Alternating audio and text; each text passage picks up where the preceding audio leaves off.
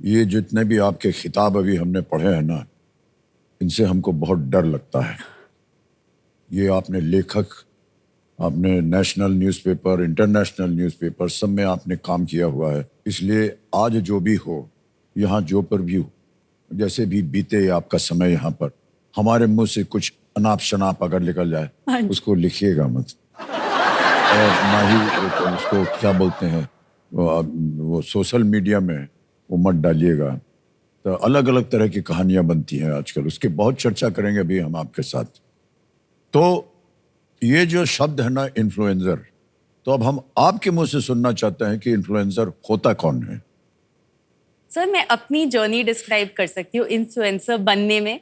In fact ये term भी मैं खुद के लिए बहुत लेट यूज़ करना शुरू किया है। शुरू में तो I started as a writer, हमेशा से वही करना था, वही किया।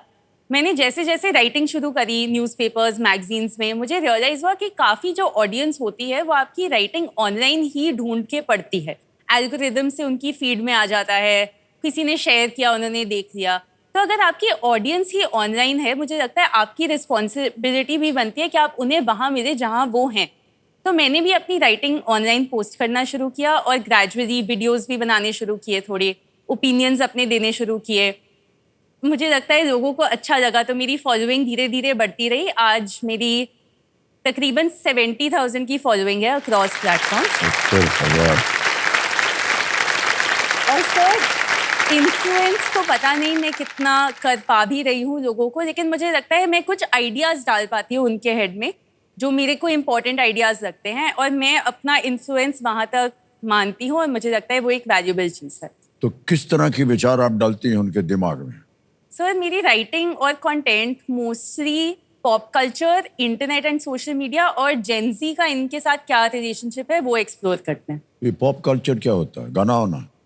सर पॉप कल्चर मतलब पॉपुलर कल्चर। तो अच्छा। ओरिजिनली तो film, shows, music, celebrities, film stars, इसी सब को रेफर करता था। बट अब in the last few years internet इतनी बड़ी चीज़ बन गई है कि इंटरनेट कल्चर भी पॉप कल्चर का पार्ट बन गया है। तो digital creators, trends, memes, memes तो आपको पता ही है सर, मैंने देखे हैं, आप काफ़ी फेमिलियर हो गए हैं अब मीम सर्कल से। हम समझे मेम बोल रहे हैं, मीम हम समझे नहीं थे पहले। फिर अभी धीरे धीरे उन्होंने कहा कि ये आपके ऊपर कोई मजाक उड़ा रहा है या कोई ऐसा कर रहा है, तो हम उसको देख पाते हैं। सर हमेशा मजाक की बात नहीं होती, मुझे लगता है कभी कभी कुछ चीज़ इतनी आइकॉनिक बन जाती है, जैसे पुराने फिल्मों के डायलॉग जो लोग आज भी जोकिंगली या सीरियस कॉन्वर्सेशंस में भी कह देते हैं, क्योंकि उन्हें पता है सामने वाले को समझ आ जाएगा। वो मीम वही होता है, एक फोटो, एक डायलॉग, एक लाइन जो आपको पता है सामने वाला उन कुछ शब्दों से ही सारे कॉन्टेक्स्ट को समझ जाए, वो मीम होता है। मेरा सर एक्चुअली लाइफ हाँ गोल जी, है। कोई उदाहरण दीजिए हमको। सर मेरा फेवरेट मीम एक आपके शो से ही आता है, आप ही का मीम है सर। ऐसे आपकी फोटो आती है इतनी, और आप सर ऐसे कर रहे होते हैं, मेरी तरफ मत देखिए, मैं आपकी कोई सहायता नहीं कर पाऊंगा।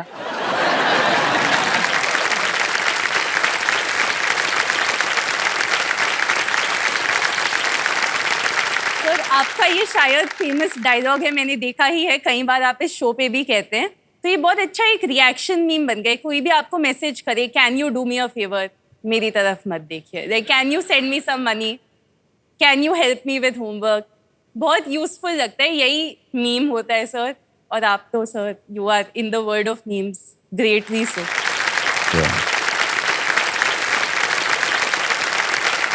ये बोल के आपने हमको दुविधा में डाल दिया है।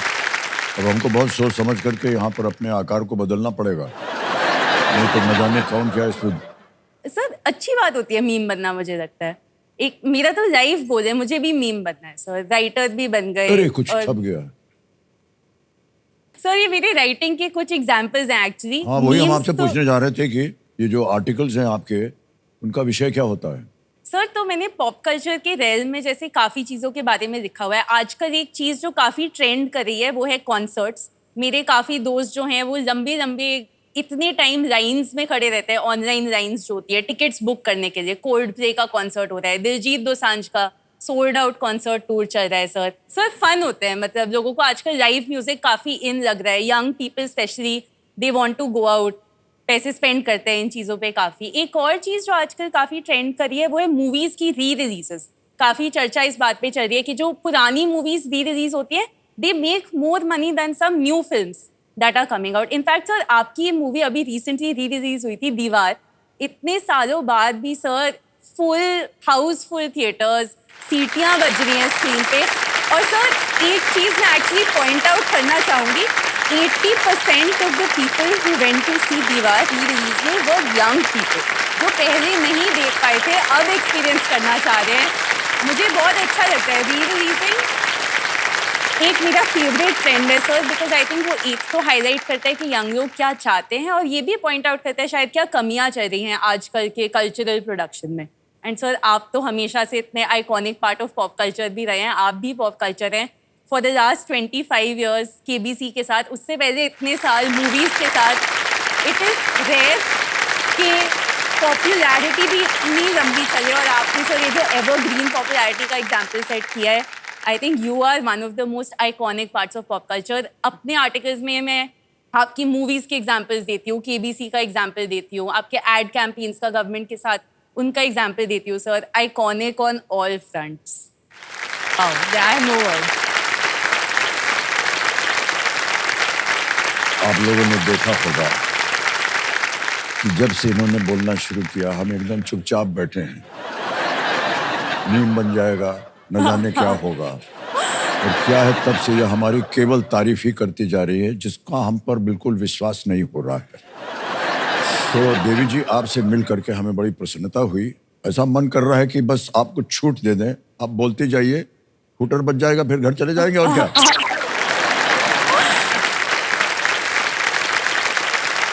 और ये एक अलग संसार है जी सर. इसके बारे में हमको आपने परिचित किया है, और इसको हम याद रखेंगे, इस मुलाकात को.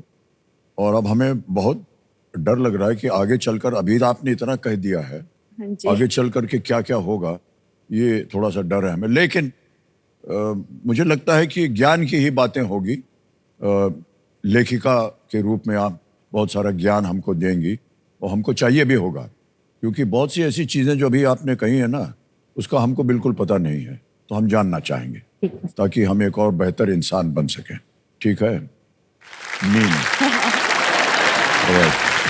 भाई साहब, सर बस करो हम पर प्लीज. मैं कहना चाहूंगी सर, हमारे ही बात करते रहते हैं, उधर से तसल्ली नहीं हो रही. जब से बैठी हैं तब से हमारी बात कर रही हैं. सर मैं कहना चाह रही थी कि ये actually one of my favourite movies है. मुझे लगता है इतनी थॉटफुल डायरेक्टर्स ने, राइटर्स ने जो बनाई है, जैसे स्पेशली मुझे लगता है थोड़ी एक बहुत बिग बजट जिसमें बहुत सारा एक्शन चल रहा होता है, वैसी टाइप की मूवीज होती है. एक टाइप की मूवी होती है जो दिमाग में चल रही होती है, आप देख रहे होते हो, वो माइंड में प्ले कर रही होती है आपके साथ. ये वैसी मूवी है, मुझे बहुत पसंद है वजीर. आई थिंक फरहान अख्तर भी उसमें है, उन्होंने भी इतनी अच्छी एक्टिंग करी है, मुझे बहुत पसंद है. मैं तो सर कमेंट्री ऑफर कर रही हूँ सर, बोलने का शौक है मुझे तो हर क्वेश्चन पे कमेंट्री ऑफर करने का मन करता है. अभी भी मुझे लगा थोड़ी सी कर दूं.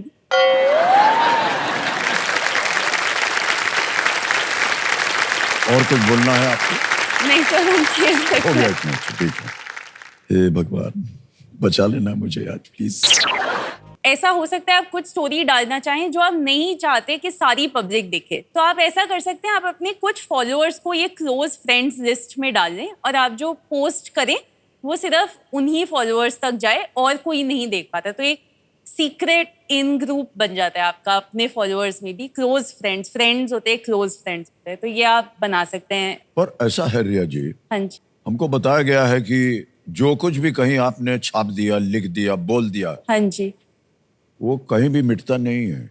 Sir. Actually this is true. Digital footprint हमारा जो होता है परमानेंट होता है, और मैं सोच भी रही हूँ इस पर मैं कुछ काम करना चाहती हूँ, क्योंकि हमारी जो जनरेशन है जेन ज़ी, हम ऑलमोस्ट बचपन से पोस्ट करते हुए बड़े हुए हैं, और आपको पता नहीं होता बाद में आप जॉब के लिए अप्लाई कर रहे हो, क्या कर रहे हो, और आपके बचपन का कोई पोस्ट कोई देख ले जो बाय चांस आपको नहीं पता था आप उस टाइम पे क्या पोस्ट कर रहे हो, आप इतने नॉलेजेबल नहीं थे, आपने कुछ मिस इन्फॉर्म्ड पोस्ट किया, और वो अगर आपके करंट चांसेस को बाय एनी चांस हर्ट कर दे, या और भी कुछ हो सकता है, आपने कुछ हर्टफुल पोस्ट किया हो वो आ जाए, कुछ पर्सनल पोस्ट किया हो वो कोई देख ले.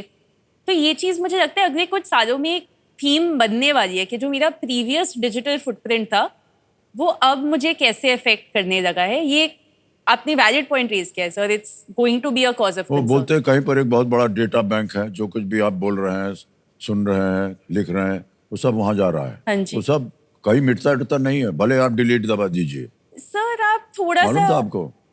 सेफ्टी मालूम मेजर था? दे सकते हैं नहीं, बहुत शांति है इधर। सर, ये सीरियस मैं बात है। बताऊं शांति क्यों है?